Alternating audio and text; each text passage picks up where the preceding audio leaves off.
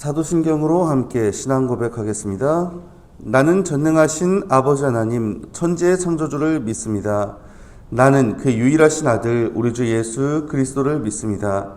그는 성령으로 잉태되어 동정녀 마리에게서 나시고 본디오 빌라도에게 고난을 받아 십자가에 못 박혀 죽으시고 장사된 지 사흘 만에 죽은 자 가운데서 다시 살아나셨으며 하늘을 오르시어 전능하신 아버지 하나님 우편에 앉아 계시다가 거기로부터 살아있는 자와 죽은 자를 심판하러 오십니다. 나는 성령을 믿으며 거룩한 공교회와 성도의 교제와 죄를 용서받는 것과 몸의 부활과 영생을 믿습니다. 아멘. 찬송 158장 함께 하겠습니다.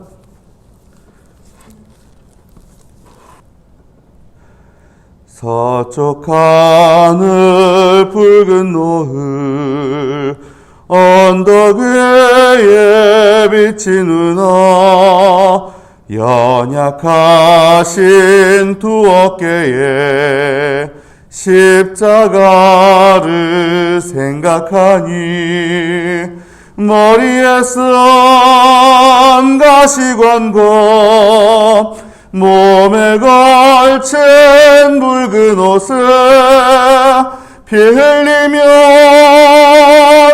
걸어가신 영문 밖에 길이라네.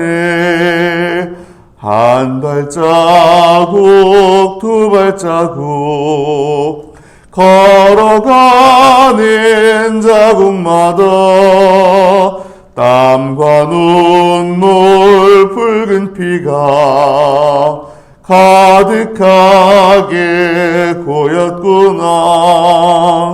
간악하던 유대인들 포악하다 로마 병정 걸음마다 자국마다 갖은 곤욕 보셨도다. 눈물 없이 못 가는 길 피 없이는 못 가는 길 영문 밖에 좁은 길이 골고다의 길이라네. 영생의 복 얻으려면 이 길만을 걸어야 해. 배고파도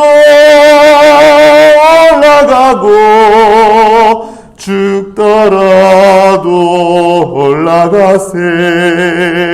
아픈 다리 싸매주고 저는 다리 고쳐주고 보지 못한 눈을 열어 영생의 길 보여주니 온갖 고통 다하여도 제 십자가 바로 지고 골고다의 높은 고개 나도 가게 하옵소서. 아멘.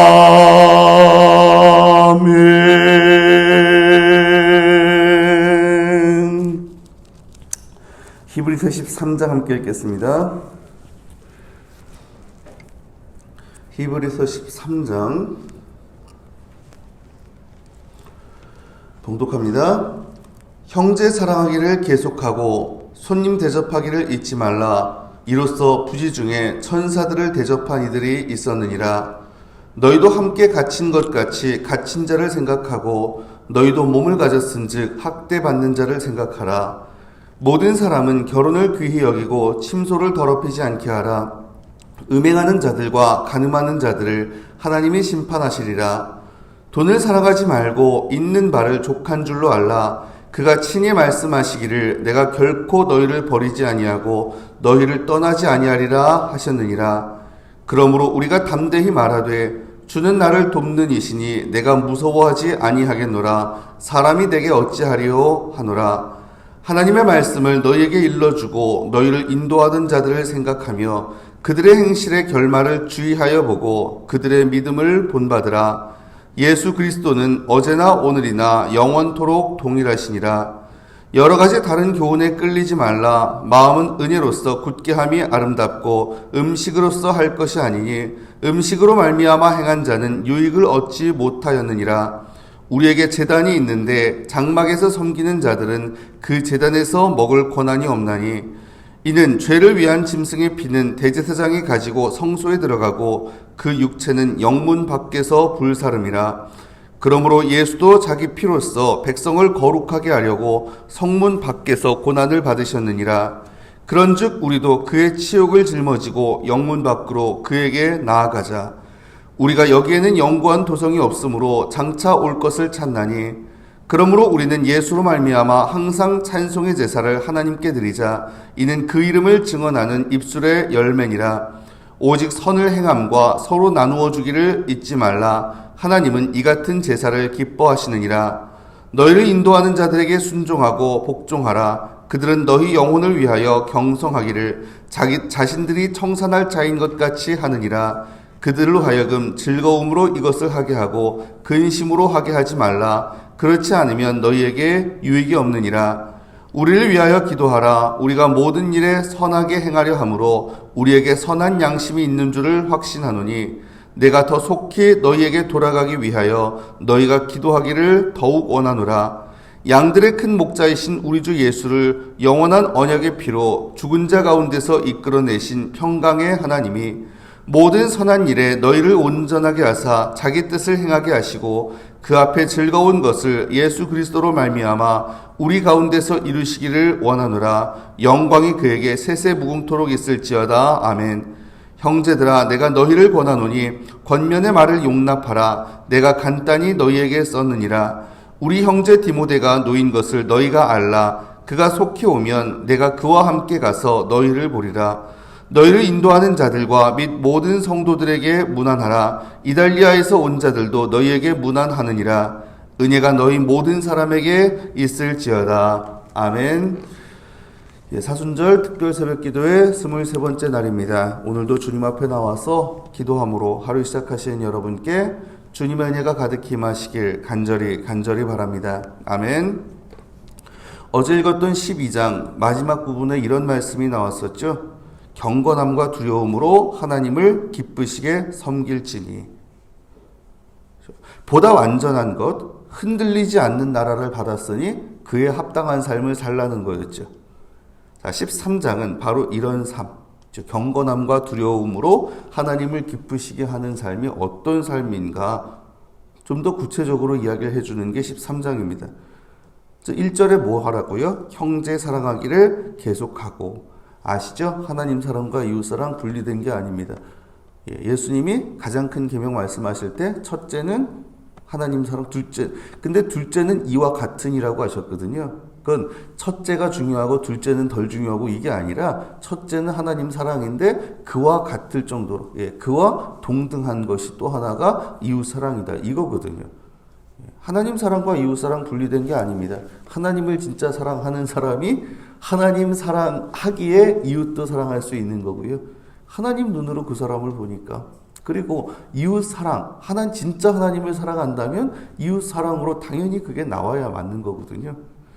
여러분, 그리고 2절에 보면은 뭐가 나옵니까? 손님 대접이 나옵니다. 손님 대접하길 잊지 말라. 이로써 부지 중에 천사들을 대접한 이들이 있었느니라. 가장 대표적인 예, 여러분 아시는 창세기의 아브라함 사례가 있었죠.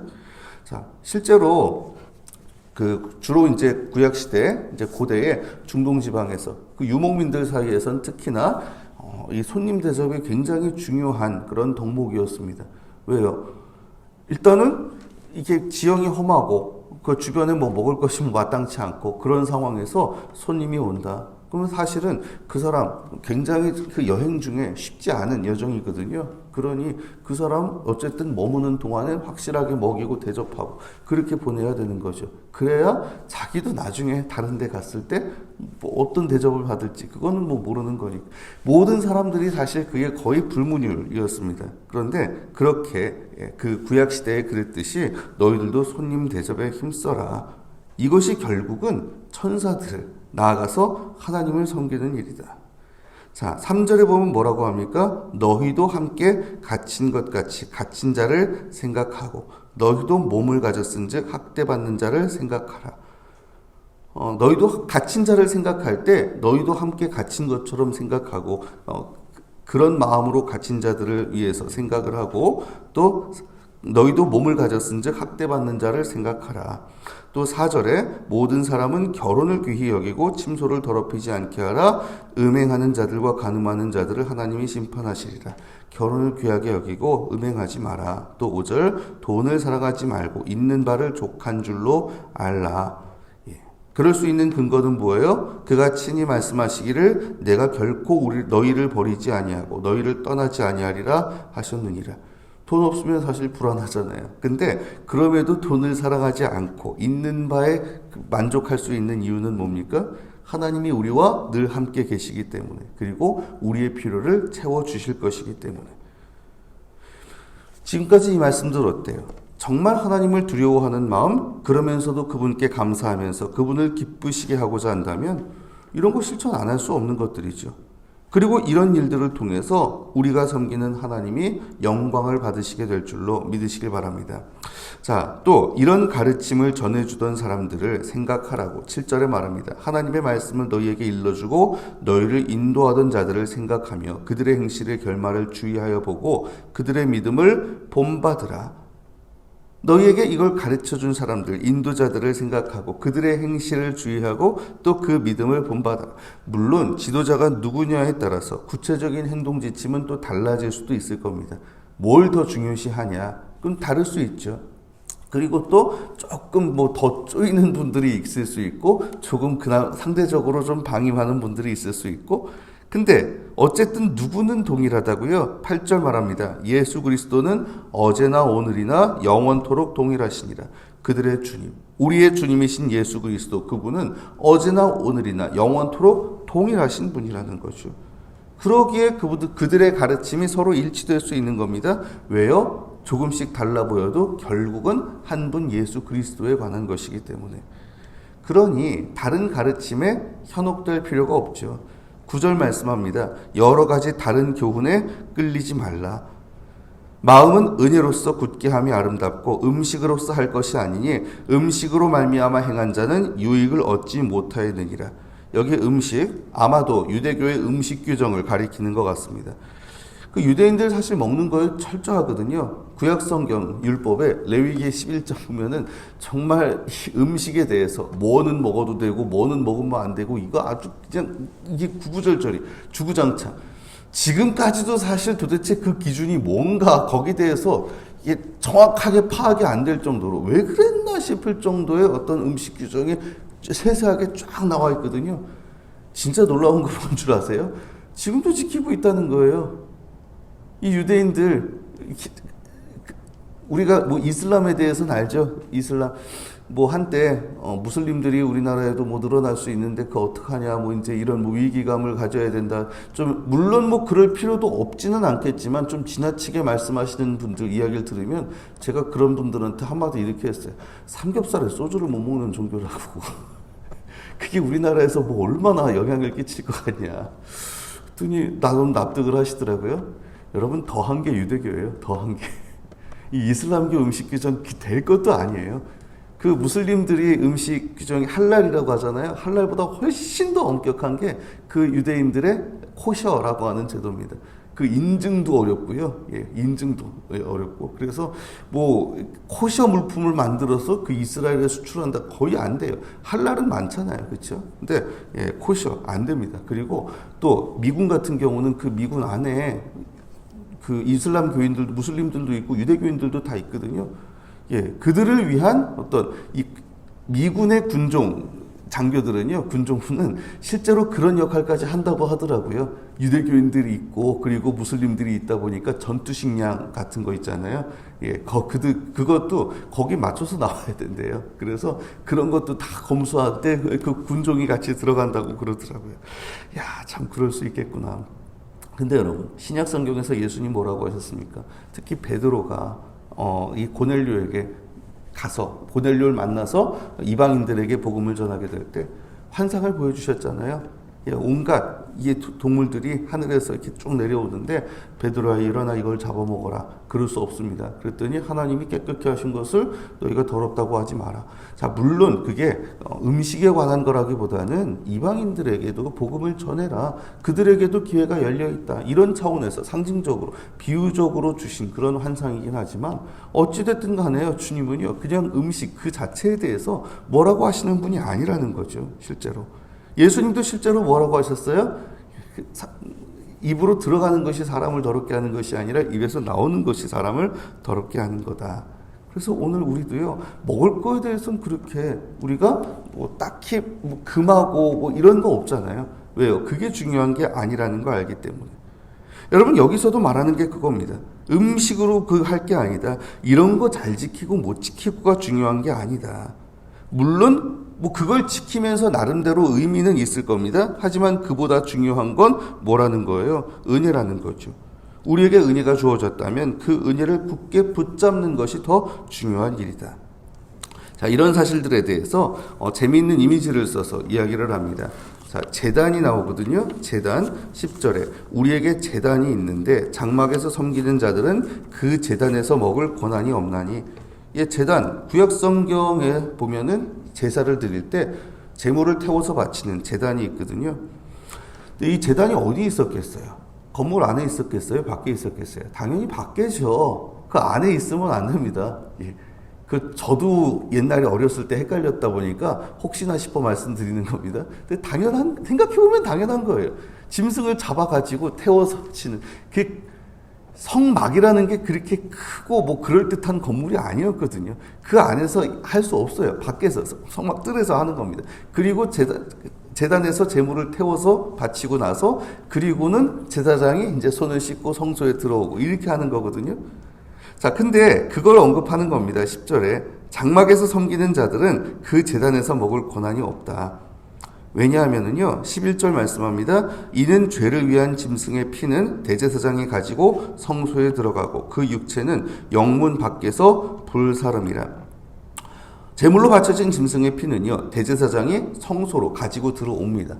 예, 성소에 이제 기구들을 깨끗하게 하기 위해서 그 피를 뿌리는 의식이 있거든요. 그래서 성소로 가지고 들어오는데, 근데 그 짐승의 피는 가지고 들어오지만 육체는 갖고 들어올 수 없다는 거예요. 그 육체는 영문 밖에서 불사름이라. 영문 밖에서 불사른다. 특히나 여러분, 지금 히브리서 언급하면서 계속해서 말씀드리는 그런 유대교의 절기가 있죠. 대속죄일이라고 하는. 이 대속죄일에는 대제사장의 죄를 위해서 먼저 소를 한 마리 바칩니다. 그리고 그 다음에 이제 백성들, 온 백성 전체의 죄를 짊어지는 그런 의미에서 소를 또 하나 바치고. 자, 그러는데요. 자, 다른 제사들 같은 경우는 특히 화목제 이런 거는 거의 사실 회식 개념도 꽤 있었거든요. 예, 어떤 뭐 진짜 극히 일부만 떼어서 기름 부분만 떼어서 제단에 태워서 바치고, 예, 제단에 기름 올리는 용도로 그렇게 바치고, 그리고 남은 고기들은 거의 이제 그 예배하는 사람들끼리 나눠 먹고 이런 제사도 있었는데, 대속죄일에 속죄제 같은 경우는 이거는 죄를 짊어진 그 짐승이기 때문에 그 고기는 못 먹어요. 특히 대속죄일에 대제사장의 죄를 짊어졌다. 또 온 백성의 죄를 짊어졌다. 이거는 아예 먹을 수 있는 부위가 없습니다. 이건 100% 다 뭐예요? 그러니까 그 속죄제 제물에서 제물로 바쳐지는 그 짐승에서 일부 장기들만 떼어가지고 제단에 올려놓고 태워서 그렇게 바치고요. 나머지 대부분은 그냥 그 죄를 짊어진 거기 때문에 이건 부정한 거거든요. 이걸 거의 대부분은 그 사체를 영문 밖으로, 아예 성문 밖으로 갖고 나가가지고 거기에서 불살라 버렸어요. 자, 근데 우리에게 있어서 제단이 뭐냐? 우리에게 있어서 제단은 구약 성경의 제단이 아니거든요. 예수 그리스도의 피로 드려진 제사의 제단입니다. 자, 그러면 그걸 통해서 유추할 수 있는 의미가 뭐냐? 유대교의 장막에서 섬기는 사람들은 예수 그리스도의 십자가 은혜를 받을 수 없다. 이런 의미도 될 수 있겠죠. 왜요? 예수님 역시 12절에 그러므로 예수도 자기 피로써 백성을 거룩하게 하려고 성문 밖에서 고난을 받으셨느니라. 예수님 역시 본인이 대속죄일 제물이 되어서 성문 밖에서 죽임을 당하셨기 때문에 유대교인들은 여전히 뭐예요? 그냥 성소 안에서 또 성막 아니면 성막들 그 제단 근처에서 거기에서 자기들끼리 그러고 있지만 예수님은 그 죄를 다 짊어지고 영문 밖으로 쫓겨나셨으니까. 그래서 율법에서요, 사실 성 밖은 부정한 곳입니다. 그래서 거룩한 성 안으로 들어오려면 반드시 속죄, 정결 의식을 치러야 됐습니다. 근데 예수님은 어때요? 죄인들을 구원하시려고 자청해서 그 부정하게 되셨다는 거죠. 온갖 고난과 수치를 다 당하시고. 그러고다가 어디예요? 예루살렘 성벽 밖이거든요. 밖에. 부정하다고 여겨지던 그곳. 그러면 여러분, 우리가 할 일은 뭡니까? 13절 말씀합니다. 그런즉 우리도 그의 치욕을 짊어지고 영문 밖으로 그에게 나아가자. 그분이 그러셨듯이 우리도 치욕을 지고 영문 밖으로 나아가는 것. 1차적인 의미는 뭐예요? 유대교 장막, 거기에 머물러 있을 일이 아니다. 히브리서 독자들 말씀드렸잖아요. 그 유대인 그리스도인들이 많았을 거라고요. 근데 그들 동족들 사이에서 왕따당해요. 이단 취급을 받고 그 유대교들 공동체에서 막 쫓겨나고 굉장히 힘든 일이었을 겁니다. 근데 그렇다고 해서 거기로 돌아갈 일이 아니다. 유대교 장막에 머물러 있을 일이 아니다. 거기 밖으로 기꺼이 나아가라. 영문 밖으로 쫓겨나는 한이 있더라도 그 기꺼이 나아가라. 괜찮다. 더 나아가서는 어떤 의미가 되겠어요? 우리가 나갈 곳은요, 세상 한복판이라는 거죠. 그렇죠? 그 안에만 머물러 있을 일이 아니라 멸시천대 십자가를 지고 부정한 세상을 향해서 나아가는 것. 왜요? 우리가 세상을 섬겨야 하기 때문에. 교회 안에만 머물러 있는 것이 아니라 세상을 향해서 섬기기 위해서 나아가라는 것. 물론 참 쉽지 않은 일일 겁니다. 그럼에도 불구하고 이것을 받아들일 수 있는 이유는 뭡니까? 14절. 우리가 여기에는 영구한 도성이 없으므로 장차 올 것을 찾나니. 여기에는 영구한 도성이 없기 때문에. 세상의 어떤 것도 우리에게 참 평안, 참 위안, 참 행복을 줄 수 없거든요. 장차 올 곳에서만 우리의 본향을 찾을 수 있는 거죠. 그러니 그때까진 힘들더라도 기꺼이 영문 밖의 길을 걸어야 하지 않겠느냐라는 얘기입니다. 좀 더 구체적으로는 먼저 15절. 그러므로 우리는 예수로 말미암아 항상 찬송의 제사를 하나님께 드리자. 이는 그 이름을 증언하는 입술의 열매니라. 예수로 말미암아 항상 찬송의 제사를 드리자. 그리고 두 번째로는 뭐라고 해요? 16절. 오직 선을 행함과 서로 나누어 주기를 잊지 말라. 하나님은 이 같은 제사를 기뻐하시느니라. 선을 행함과 서로 나누어 주기. 먼저는 예수로 말미암아 하나님께 찬송의 제사를 드리는 거, 하나님을 향한 거죠. 그리고 두 번째 거는 서로 선을 행하고 서로 나누어 주는 거. 서로 간에 하는 일입니다. 하나님께 하는 거, 서로 이웃 간에, 서로 간에 하는 거. 이 두 가지가 함께 이루어지는 게 그게 참 예배라는 거죠. 그리고 17절에서 19절. 너희를 인도하는 자들에게 순종하고 복종하라. 그들은 너희 영혼을 위하여 경성하기를 자신들이 청산할 자인 것 같이 하느니라. 그들로 하여금 즐거움으로 이것을 하게 하고 근심으로 하게 하지 말라. 그렇지 않으면 너희에게 유익이 없느니라. 우리 위하여 기도하라. 이를 위해 섬기는 이들에게 순종하고 복종하고 그들을 위해서 기도해달라는 것. 특별히 13절에 보면 그게 우리라고 이야기를 합니다. 우리를 위해서 기도해라. 이 편지를, 이 설교를 쓰고 있는 우리를 위해서, 바로 우리 같은 사람들을 위해서 기도해달라는 얘기다. 마지막 축도 20절부터 이거는 축복의 축도입니다. 한마디로 말하면 축도. 자, 이 축도 한번 볼게요. 양들의 큰 목자이신 우리 주 예수를 영원한 언약의 피로 죽은 자 가운데서 이끌어내신 평강의 하나님이 모든 선한 일에 너희를 온전하게 하사 자기 뜻을 행하게 하시고 그 앞에 즐거운 것을 예수 그리스도로 말미암아 우리 가운데서 이루시기를 원하노라. 영광이 그에게 세세 무궁토록 있을지어다. 아멘. 예수 그리스도를 언약의 피로 죽은 자 가운데서 이끌어내신, 죽은 자 가운데서 다시 살리신 하나님이 바로 그분을 그렇게 살리셨듯이 그리스도와 함께 죽은 너희들도 다시 살리실 줄로 믿는다라는 것이죠. 그렇죠? 이게 우리 소망입니다. 그렇죠? 우리가 비록 이 세상에서 고난을 당할 수 있고 어려움에 처할 수 있고 하지만 우리 주님이 죽은 자 가운데서 다시 살아나셨듯이 하나님 우리도 죽음과도 같은 고통 속에서 일으키실 것이고 살리실 것이고 영원한 생명으로 본향으로 이끌어 가실 거라는 것, 이 소망이 있기에 우리가 기꺼이 주님을 따라서 영문 밖의 길을 걸어가는 것이죠. 물론 예수 그리스도를 따라서 십자가를 지고 세상 밖으로 나아가는 거, 세상을 향해 나아가는 거 고난일 수 있어요. 힘든 일일 수 있습니다. 하지만 그렇게 주님의 뒤를 따라갈 때 우리도 주님과 함께 다시 살아나 주님과 함께 부활하고 주님과 함께 영광에 참여하게 될 줄로 믿으시기를 바랍니다. 바로 이 믿음이 있기에, 이 소망이 있기에 영원한 도성을 위해서, 영원한 도성을 바라보면서 영문 밖으로 기꺼이 주님을 따라 주님의 뒤를 따라가는 그런 우리가 될 수 있기를 이 시간 주님의 이름으로 축원합니다. 아멘. 기도드리겠습니다.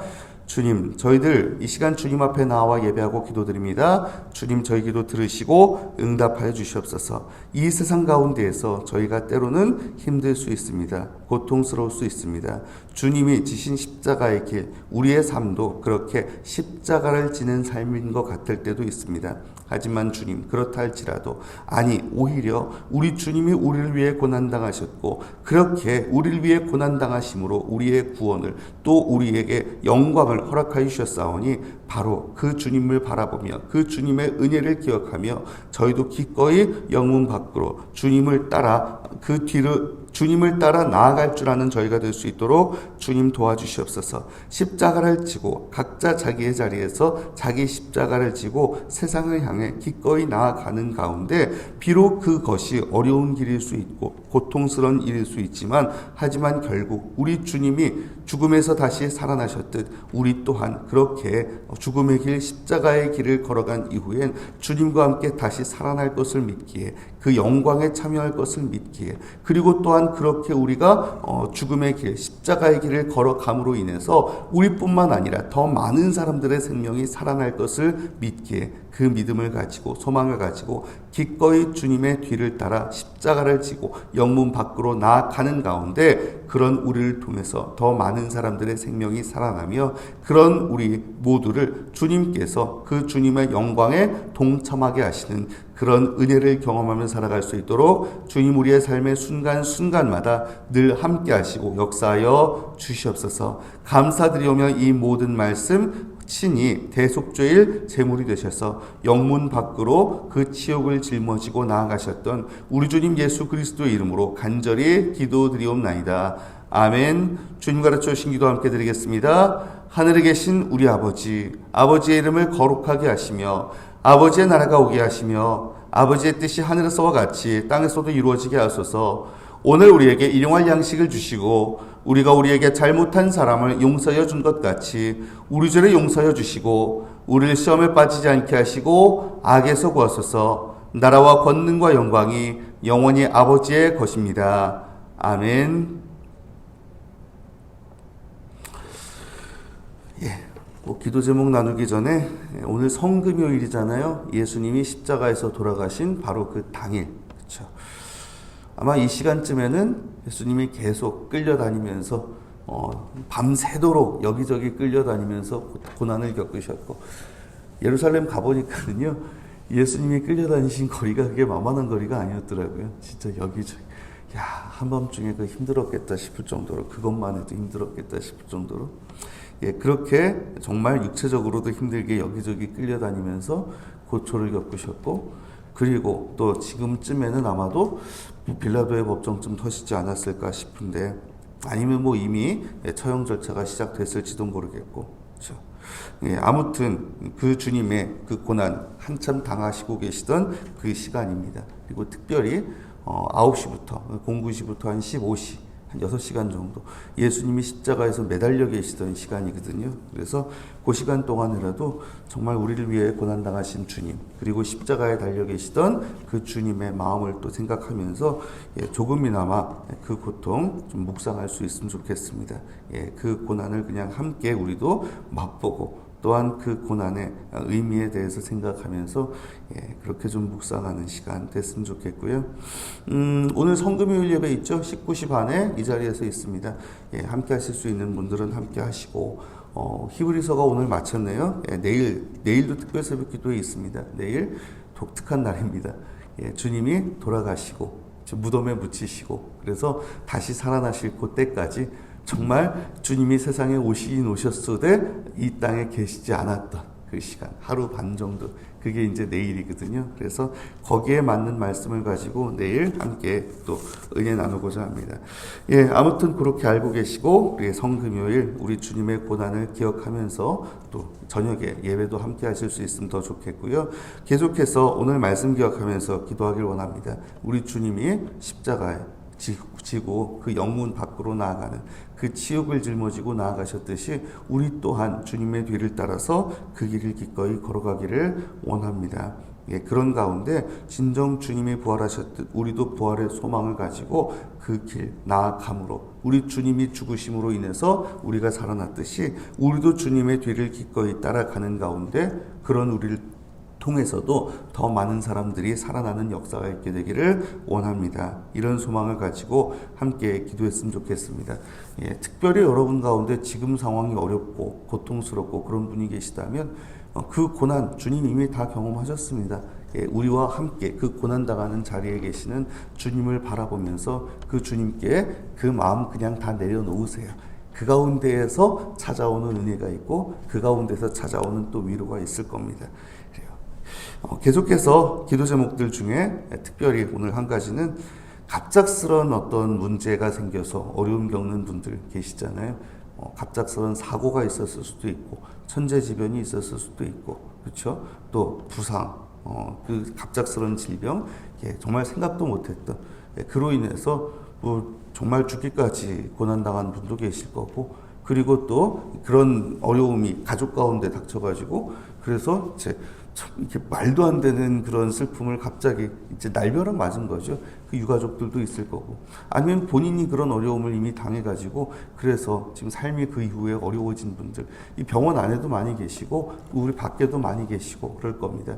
여러분 생각나는 그런 사고, 천재지변 또 그로 인해 고통당하는 이들 생각하면서 그분들 위해서 이 시간 함께 좀 기도했으면 좋겠습니다. 그 외에도 여러분 마음속의 소원들 특별히 고통당하는 이들 기억하면서 그들을 위해 주님 앞에 간절하게 기도드리신 후에 각자 자기의 자리로 자유롭게 돌아가시기를 바랍니다. 함께 기도됩니다.